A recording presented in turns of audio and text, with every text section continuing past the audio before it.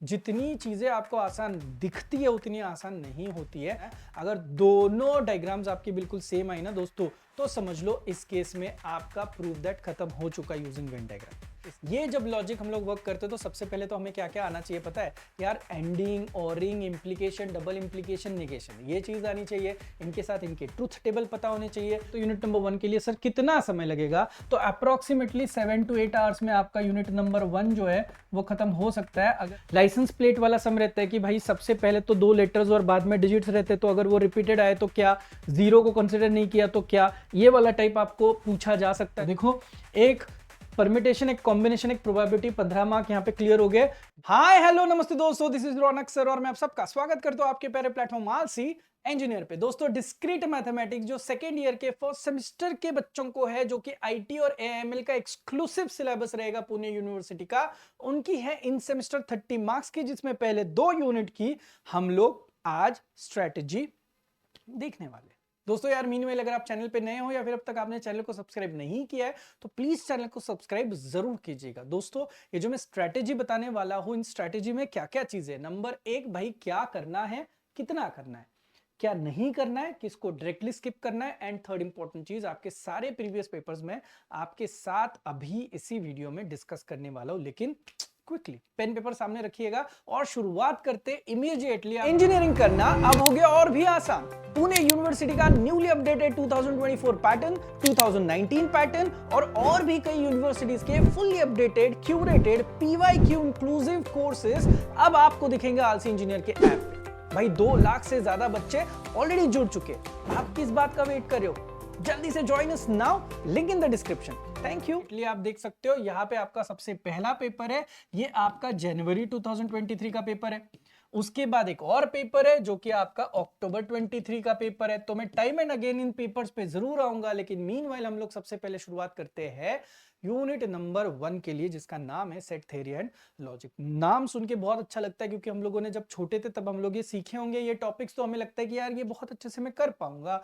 लेकिन क्या होता है ना, जितनी चीजें आपको आसान दिखती है उतनी आसान नहीं होती है। सबसे पहले बात करते हैं सेट थ्योरी की। भाई सेट थ्योरी में अगर आप देखोगे तो सेट थ्योरी होता क्या है, ऑपरेशंस ऑन सेट क्या होता है, कि भाई यूनियन होता है, इंटरसेक्शन होता है, कॉम्प्लीमेंट होता है, सिमेट्रिक डिफरेंस होता है, फिर इसी सेट थ्योरी को रिप्रेजेंट करने वाली कोई चीज रहती है जिसे हम लोग वेन डायग्राम कहते हैं। यूजिंग वेन डायग्राम आपको कुछ चीजें प्रूफ करनी है, उसके ऊपर कुछ सम्स आपको पूछे जाएंगे, और इसके साथ साथ यार पावर सेट क्या होता है, सबसेट क्या होता है, कार्डिनलिटी क्या होता है, ये सारा बेसिक नॉलेज आपको रिगार्डिंग सेट थ्योरी होना ही चाहिए।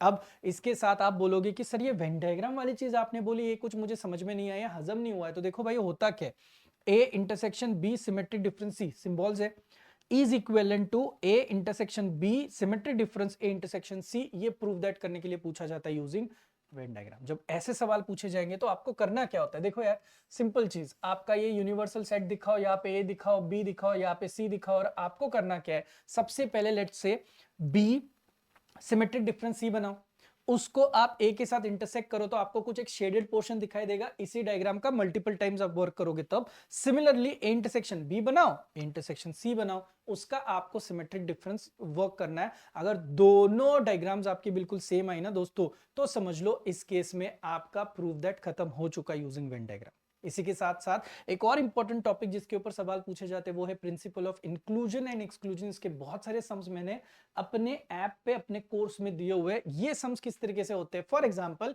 कि यार 100 बच्चे, जिसमें से 70 बच्चों ने कोर्स लिया है, 60 बच्चों ने दूसरा कोर्स लिया है, 65 बच्चों ने तीसरा कोर्स लिया है, 50 बच्चों ने 2 कोई कोर्सेस लिए हुए हैं, 60 बच्चों ने दूसरे कोई 2 कोर्सेस लिए हुए हैं, 10 ऐसे बच्चे जिन्होंने कोई कोर्स नहीं लिया हुआ है। तो इसके ऊपर आपको कुछ सवाल पूछे जाते हैं जो कि आपको सॉल्व करने होते हैं, जहां पे हम लोग यूज करते हैं प्रिंसिपल ऑफ इंक्लूजन एक्सक्लूजन का फॉर्मूला। और साथ ही साथ यहाँ पे एक और बड़ा प्लेयर है जो होता है वेन डायग्राम, जो आपको लगती है। तो वेन डायग्राम बहुत बड़ा रोल प्ले करेगी, आप समझ लो। And then there is a final part that is set to be as multi set, जिसके ऊपर अब तक तो ज्यादा क्वेश्चंस नहीं आए। तो क्या क्या पूछा गया है जनवरी 23 में, क्या क्या पूछा गया है अक्टूबर 23 में, ये मैंने यहाँ पे डिटेल में तो दिया ही दिया है। लेकिन अगर आप सही से देखोगे तो पेपर वाइज भी मैं आपके साथ डिस्कस कर सकता हूँ। मुझे पता नहीं कितना आपको दिखाई दे रहा है, बट फिर भी मैं आपको ओरली तो बता ही सकता हूँ। ये देखो भाई, कंसिडर सेट ऑफ इंटीजर बोला है, एक से लेके 500 नंबर्स कितने कितने कौन से डिविजिबल है, 3 से 5 से और 11 से और 3 और 11 से, लेकिन नॉट बाय 5 से।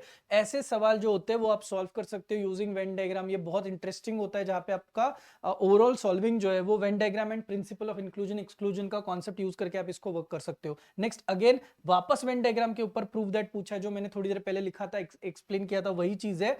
उसके बाद देखोगे तो यहाँ पे कोई सवाल नहीं है, यानी कि ऊपर एक क्वेश्चन नीचे एक क्वेश्चन आपको पूछा गया है इस जनवरी 23 के पेपर में। और अक्टूबर 23 की बात करोगे तो same again, how many integers from 1 से लेके 1000 आर मल्टीपल्स ऑफ 6 और 7। ये भी आप यूजिंग वेन डायग्राम भी कर सकते हो, या फिर आप रेगुलर आपकी प्रोसेस से भी आप इसको सॉल्व कर सकते हो। उसी के साथ साथ आपको यहाँ पे पावर सेट फाइंड आउट करने हैं। क्या होता है पावर सेट, और पावर सेट को आपको सही तरीके से फाइंड आउट करना है।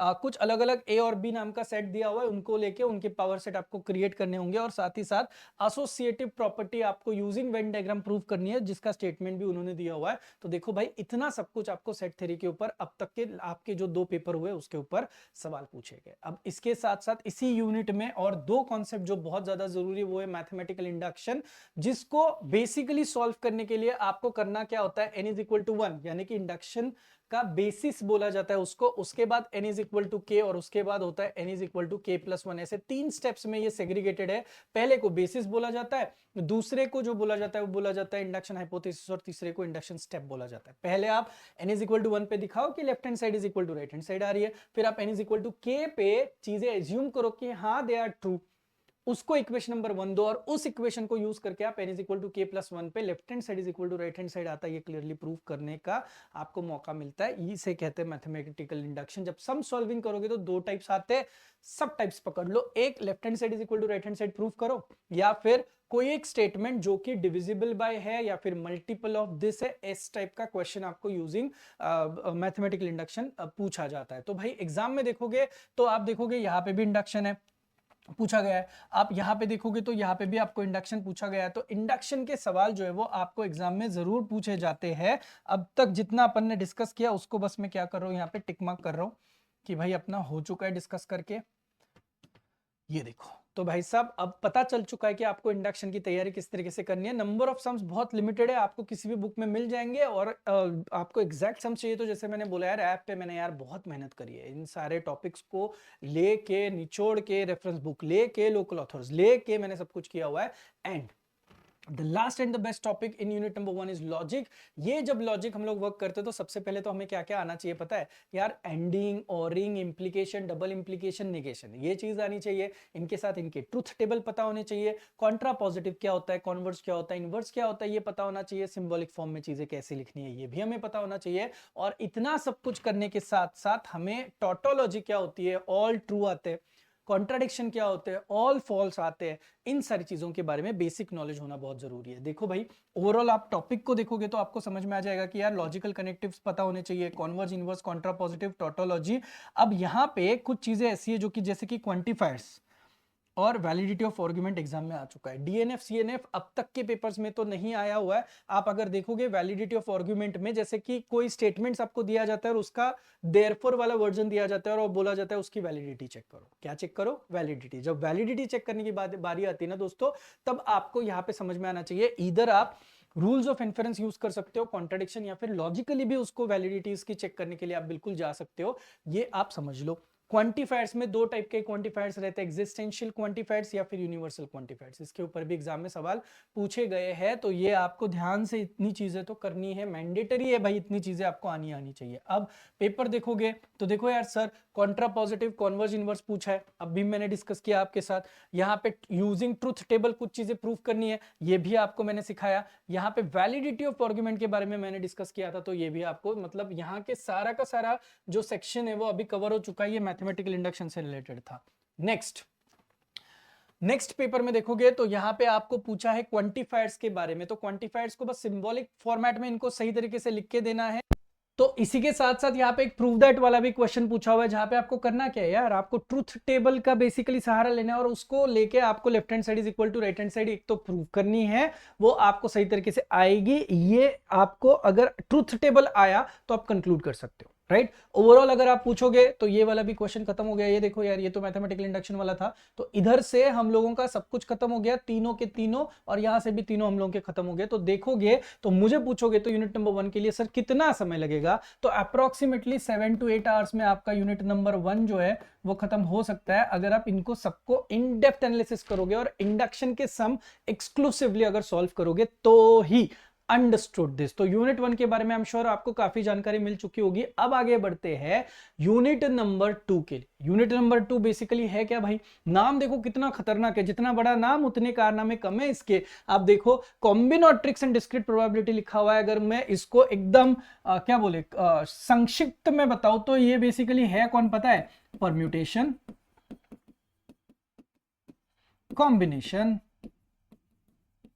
And the most important part is probability. बस यही 3 टॉपिक्स है, वो ये करोगे तो पूरे के पूरे आपको 15 मार्क्स ऊपर के और नीचे के दोनों आ जाएंगे। लेकिन यहाँ पे होता ही है ना, हम लोगों का कंफ्यूजन ही बहुत ज्यादा होता है। देखो यार, जब भी आपका चीज शुरू होता है सिलेबस में, तो मैंने basically rules of sum, rules of product बोले हुए हैं, वो तो छोड़ दो। ये देखो परमिटेशन के आपके यहाँ पे सम्स में 2 टाइप है, एक टाइप 1 लिखा है, टाइप 2। कौन से सम्स आते हैं भाई परमिटेशन में? परमिटेशन में आते हैं आपको कोई वर्ड दिया जाएगा, उसमें से कुछ लेटर्स रहेंगे, उनकी अरेंजमेंट करनी है, उसके साथ साथ उनके लेटर्स अगर रिपीटेड है तो उसका फिर किस तरीके से उसके नंबर ऑफ वेज निकल सकते हैं, ये सब कुछ आपको यहाँ पे करना है, जो कि फॉर्मेट में दिखता है एनपीके के टाइप्स। वैसे तो एनपीके कैलसी पे डायरेक्ट सॉल्व होता है, लेकिन नंबर ऑफ मार्क्स जो होते हैं ना, उसके हिसाब से अगर आप जाओ ना, तो आपको ना ये थोड़ा एक्सप्लेन करके फॉर्मूला ओपन अप करके लिखना पड़ेगा, ताकि आपके मार्क्स ना जाए इस केस में, क्योंकि सम बहुत छोटा दिखा तब, राइट। अब इसके साथ साथ और क्या रहता है इसमें सर, इसमें ये रहेगा कि यार 4 गर्ल्स एंड 4 बॉयज है, वो ऑल्टरनेट बैठे हुए हैं, पहले सब गर्ल्स ही बैठे हुए हैं, तब क्या रहेगा, ये अरेंजमेंट किस तरीके से वर्कआउट होगी, इस तरीके का सम। लाइसेंस प्लेट वाला सम रहता है कि भाई सबसे पहले तो 2 लेटर्स और बाद में डिजिट्स रहते हैं, तो अगर वो रिपीटेड आए तो क्या, जीरो को कंसिडर नहीं किया तो क्या, ये वाला टाइप आपको पूछा जा सकता है। तो इस तरीके के सम्स आपको हमेशा दिखाई देंगे, वो आएंगे आपके परम्यूटेशन के ओरल एनालिसिस में। परम्यूटेशन के बाद नेक्स्ट बंदा आता है कॉम्बिनेशन, जो मुझे पर्सनली लगता है ये भी बहुत ज्यादा इंपॉर्टेंट है। कॉम्बिनेशन में क्या होता है दोस्त, नंबर ऑफ वेज पूछे जाते हैं। नंबर ऑफ वेज आपको किस तरीके से पूछे जाएंगे, तो आप कोई भी सम जिस हिसाब से वर्कआउट करोगे, आपको ये समझ में आना चाहिए, जहां पे नंबर ऑफ वेज पूछे जाते हैं, 10 में से 6 लोगों को सिलेक्ट करना है, 3 गर्ल्स मिनिमम होनी चाहिए, 4 बॉयज मिनिमम होने चाहिए। इस तरीके के जब सम्स रहेंगे, तब आपको पता है कि इसको अगर डील करना है तो हमें कॉम्बिनेशन के टॉपिक से डील करना पड़ेगा। तो बहुत इंपॉर्टेंट ये 2 सेक्शन होने के बाद एक और सेक्शन जो है वो मैं हमेशा यहाँ पे टुगेदर दिखाता हूं कि भाई प्रोबेबिलिटी का बेसिक कंडीशनल प्रोबेबिलिटी क्या होती है और सम्स एंड प्रोबेबिलिटी आपको सही तरीके से आनी चाहिए। अब तक के 2 पेपर्स में तो बेस थ्योरम और बाइनोमियल कोएफिशिएंट के ऊपर कोई सम नहीं पूछा है, बट मैंने ये दे के भी रखा हुआ है ऑलरेडी ऐप पे भी, और साथ ही साथ आप इसको पढ़ के रेडी कर सकते हो। कभी भी एग्जाम में किसी तरीके का अलग क्वेश्चन आया तो आपको कंफ्यूजन नहीं होना चाहिए। देखो यार, जनवरी 23 में पेपर में क्या क्या पूछा था, अक्टूबर 23 में पेपर में क्या क्या पूछा था, ये भी एक बार ही फटाफट वर्कआउट कर लेते ताकि आपको समझ में आ जाए। ये हम लोग ले लेते पहले जनवरी 23 का पेपर। आप देखो यहाँ पे आपको वर्ड्स दिए हुए हैं और वर्ड्स के हिसाब से आपको यहाँ पे अरेंजमेंट पूछी हुई है, तो ये क्लियरली आपका एनपीके परम्यूटेशन वाला सम आया। नेक्स्ट 5 मेल 6 फीमेल में आपको नंबर ऑफ वेज पूछे हुए हैं, तो क्लियर कट ये आपका एनसीके वाला सम हो गया। उसके बाद यहां पे आपको ABC का स्विमिंग का कंपटीशन है, वहां पे एक दूसरे की प्रोबेबिलिटी के कनेक्शंस दिए हुए हैं, तो ये क्लियर कट आपका प्रोबेबिलिटी का सम आया। तो देखो, एक परमिटेशन, एक कॉम्बिनेशन, एक प्रोबेबिलिटी, 15 मार्क यहां पे क्लियर हो गए।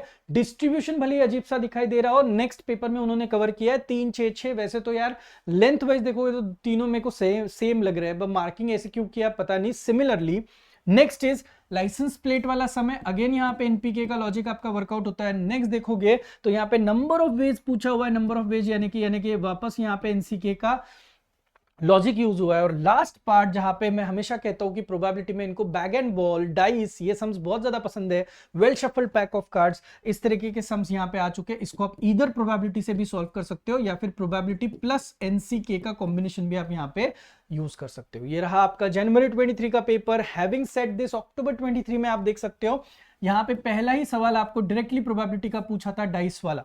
उसके बाद हाउ मेनी बिट स्ट्रिंग्स, ये बहुत इंटरेस्टिंग सवाल है भाई, ये एनपीके का सम है, और इसको ऑरिंग जो आया ना वो भी फटाफट दिखा देता हूं। पैलिंड्रोम वाला लॉजिकल सम पूछा हुआ इन्होंने, ये एनपीके वाला सम है। अब ये दोनों सम के सोल्यूशन आपको बुक में जल्दी नहीं मिलेंगे कहीं पे, ये मैंने with video solution already notes में दे के रखे हुए हैं विद सोल्यूशन, ताकि आपको इसकी दिक्कत ना आए कि लॉजिक किस तरीके से यहां पे यूज हुआ है। और उसके साथ फोटोग्राफर वाला सम, ब्राइड है, ग्रूम है, ये भी आपका एनपीके का लॉजिक यूज करके आता है। नेक्स्ट ये आता है आपका कंडीशनल प्रोबेबिलिटी पे, जहां पे आपको well shuffled pack of cards के ऊपर कुछ पूछी हुई है चीजें। कंडीशनल प्रोबेबिलिटी देखो भाई, सब क्लियर करके रखा हुआ है A to Z। यहां पे भी आपकी प्रोबेबिलिटी की कॉन्सेप्ट वर्क हो रही है। तो देखो सब कुछ वर्कआउट होने के बाद इस तरीके से आपका ओवरऑल सारा का सारा ये यूनिट नंबर 2 का जो मांजरा है ये खत्म हो जाता है। बच्चे बहुत बार ये पूछते कि सर यूनिट नंबर 2 में आपने जितना दिया है नोट्स में उतना इनफ है क्या, या फिर ऐप पे जो दिया हुआ है पेड कोर्स में। तो मैं आपको बताता हूँ, यूनिट 1 का तो मोर देन इनफ है, बट यूनिट 2 में होता ही हुआ है ये टॉपिक्स जो है ये एप्टीट्यूड से रिलेटेड, परमिटेशन हो, कॉम्बिनेशन हो, प्रोबेबिलिटी हो, तो ये कुछ भी स्टोरी बना के आपको किसी भी कॉन्सेप्ट के ऊपर सम्स पूछ सकते हैं। तो आपको कॉन्सेप्ट तरीके से आना बहुत जरूरी है। जितने मैंने लिए उतने तो सम्स करने ही करने, लेकिन उसके साथ साथ एक लॉजिक डेवलप करके जरूर जाइएगा, आपको उसका फायदा यहाँ पे जरूर हो सकता है दोस्तों। आई एम श्योर यूनिट 1 और 2 का आपको जरूर फायदा हुआ होगा जिस तरीके से मैंने स्ट्रैटेजी बताई, और अगर आपको सही लगा हो तो भाई दोस्तों में जरूर शेयर करना। और साथ ही साथ इन सेमेस्टर में अगर आपका इस वीडियो का एक्सपीरियंस अच्छा हो तो एंड सेमेस्टर के लिए आप कोर्स परचेज जरूर कर सकते हो। ऑल्सो इंजीनियर के ऐप पे डेमो सेशंस तो रखे हुए हैं, और वैसे भी मैं जब बता रहा हूं तब आपको समझ में आ ही रहा है कि बंदा अच्छा सिखा रहा है या नहीं सिखा रहा है। तो इसी तरीके से आपका प्यार भी बरकरार रखना। All the very best for your exams. मिलते हैं नेक्स्ट वीडियो के लिए, तब तक के लिए थैंक यू सो मच।